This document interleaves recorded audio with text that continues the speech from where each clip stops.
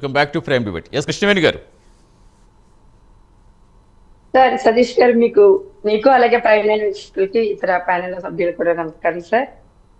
విశాఖ ఉక్కు ఆంధ్రుల హక్కు అంటే అది ప్రజాధనం కాబట్టి విశాఖ ఉక్కు ఆంధ్రుల హక్కు అనేటువంటిది ఒక భావోద్వేగమైనటువంటి ఫలితం సార్. అది కార్మికుల కష్టం కావచ్చు, లేకపోతే ఎంతో మంది విశాఖ స్టీల్ ప్లాంట్ సాధన కోసం ఎంతో మంది బలిదానాలు చేస్తేనే విశాఖ ఉక్కు ఏర్పడింది అనేది, అది ఆంధ్రుల హక్కు అంటే ఆంధ్రులు తలెత్తుకుని మన వైపు ఆంధ్రుల వైపు విశాఖ ఉక్కు గురించి దేశంలోనే గర్వించదగ్గ అనేక సందర్భాల్లో మా అధినేత పవన్ కళ్యాణ్ గారు చెప్పిన మాట కూడా నేను చెప్తాను సార్ క్లియర్ గా.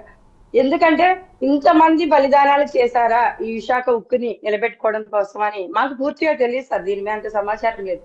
కానీ మా అధినేత పవన్ కళ్యాణ్ గారు విశాఖ ఉక్కు ఆంధ్రుల హక్కు అని స్టీల్ ప్లాంట్ లో ఆ అమరవీరులకి నివాళులు అర్పిస్తూ ఆ రోజు చేసినటువంటి అక్కడ ఒక సభను నిర్వహించడం జరిగింది సార్.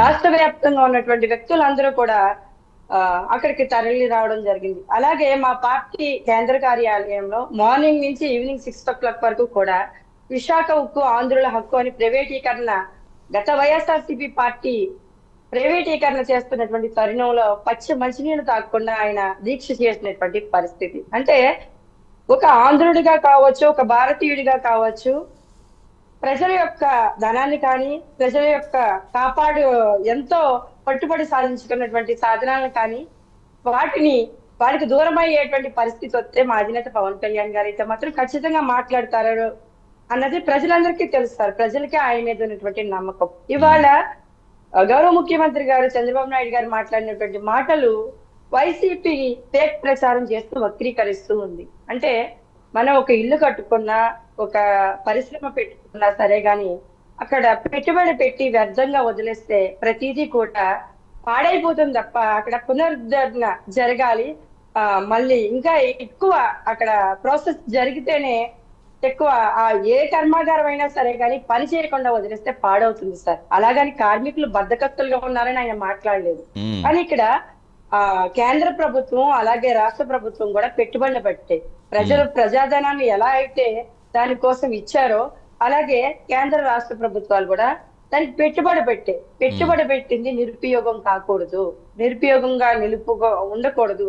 మన ప్రైవేటీకరణ కాకుండా మనం ఆపుకోవాలి అంటే కనుక ఆల్రెడీ ఇక్కడ కేంద్ర ప్రభుత్వం కూడా పెట్టుబడి పెట్టింది కాబట్టి ఉత్పాదకత పెంచాలి అన్న మాట ఒక పెద్దల తరహాలో, ఒక పెద్దలు మనకి ఏ వర్డ్లో చెప్తారో అదే వర్డ్లో ఇవాళ గౌరవ చంద్రబాబు నాయుడు గారు చెప్పడం జరిగింది సార్. కానీ దీన్ని రాజకీయంగా పలుచుకోవడం కోసం కార్మికుల యొక్క భావోద్వేగాలను రెచ్చగొడుతూ ఈ రోజు వైసీపీ ఫేక్ ప్రచారాన్ని నడిపిస్తోంది సార్.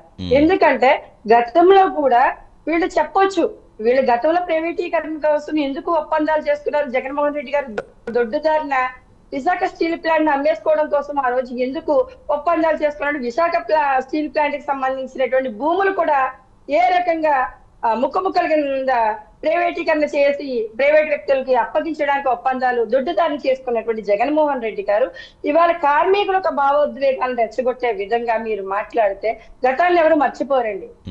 ఆ రోజు రోడ్డు మీదకి వచ్చింది మా జనసేన పార్టీ అధినేత పవన్ కళ్యాణ్ గారు. వాళ్ళ ఏపీ డిప్యూటీ సీఎం గా ఉన్నటువంటి పవన్ కళ్యాణ్ గారు ఆ రోజు రోడ్డు మీదకి వచ్చి మాట్లాడి అక్కడ విశాఖ ఉక్కు ప్రైవేటీకరణ ఆగడానికి ముఖ్య కారకులుగా పనిచేసింది, కర్మ క్రియగా పనిచేసింది మా అధినేత పవన్ కళ్యాణ్ గారు అని గతాన్ని ఎవరు మర్చిపోరు.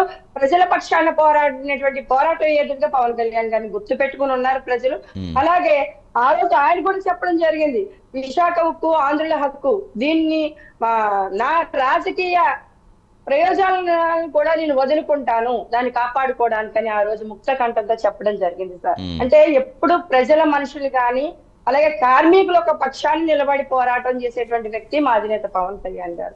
ఇవాళ గౌరవ చంద్రబాబు నాయుడు గారు మాట్లాడిన మాటలు కూడా మనకు ఒక బాధ్యతగా పనిచేయాలి. ఒక సంస్థలో పనిచేస్తున్నామంటే ఆ సంస్థలో పెట్టుబడి పెట్టారు కాబట్టి మనం బాధ్యతగా పనిచేసుకుంటే మనకు ఏవైతే మనం ఉత్పాదకత పెంచాలనుకుంటున్నామో అది పెంచగలుగుతాము. ఇది ప్రైవేటీకరణ చేసేస్తున్నారు అన్నట్టుగా ఇవాళ వైసీపీ ఫోకస్ చేస్తుంది సార్. ప్రైవేటీకరణ చేసేస్తున్నాము అని ఆయన చెప్పలేదు ఎక్కడ కూడా. అంటే మనం కూడా బాధ్యత తిరిగి పనిచేస్తే కనుక మనం అన్ని నిలబెట్టుకోవచ్చు, మన ఆంధ్రాకు ఉన్నటువంటి విశాఖ ఉక్కును కూడా మనం కాపాడుకోవచ్చు అనే నినాదంతోనే ఆయన మాట్లాడడం జరిగింది. ఏ వ్యక్తికైనా సరే ఒక బాధ్యతను గుర్తు చేసే విధానంతో ఆయన పెద్దరికంతో మాట్లాడారు తప్ప ఎక్కడా కూడా కార్మికుల్ని కించపరిచే విధంగానో లేకపోతే కార్మికుల యొక్క భావోద్వేగాలు రెచ్చగొట్టే విధంగానో గౌరవ ముఖ్యమంత్రి గారు అయితే మాట్లాడలేదని మాత్రం మాకు స్పష్టంగా అర్థమైంది సార్. వైసీపీ వాళ్ళకి మాత్రమే ఈ విధంగా అర్థమవుతుంది. వెంకటరెడ్డి గారు మీరేం ఆన్సరిస్తారు? బాధ్యతను గుర్తు చేశారే కానీ మరో కించపరిచే విధంగా మాట్లాడలేదు, కానీ ఒక వ్యాఖ్యని